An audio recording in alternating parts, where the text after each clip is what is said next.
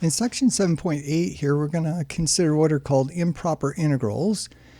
So what is up with these integrals that they're so improper? Did they misbehave and now they're grounded or something?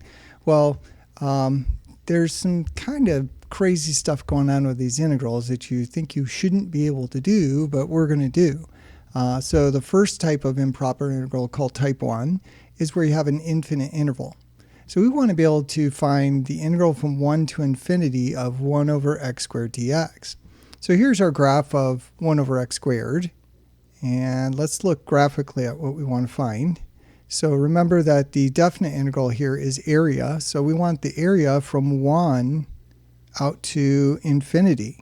So we want this area here of this infinitely long tail. And that's the improper part. Is that, you can't take an antiderivative here and plug in infinity because it's not a number. So what we do is we're going to bring in the concept of limit to help us out. We're going to integrate from 1 to a number b, 1 over x squared dx. And a number b that's larger than 1. Let's say that our number b is right here. So we're not going to find the area of the whole tail, but just out to the number b. And then we're going to take a limit as that b goes to infinity. And then we'll see if this integral gets closer to anything. So this b here is going to approach infinity.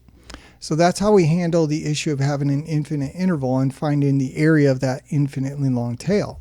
So let's give this a try. This is not a tough integral, right?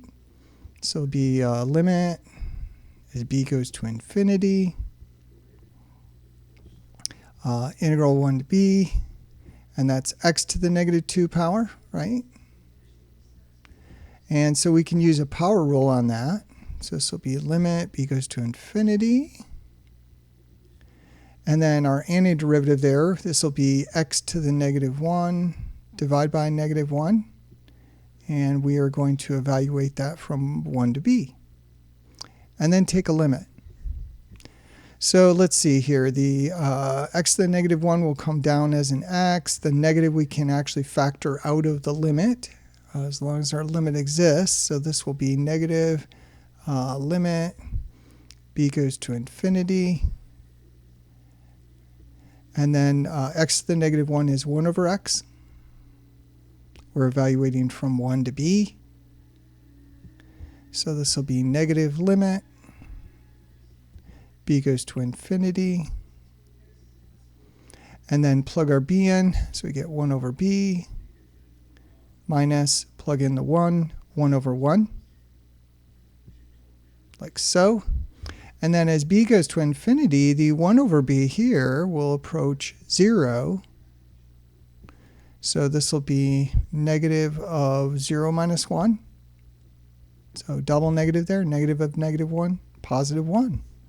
So this area here of that infinitely long strip is 1 unit.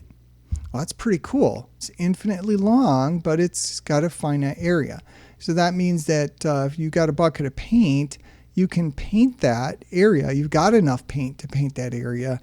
But if you start out, painting 1 unit per second, you'll never get done, even with an infinite amount of time.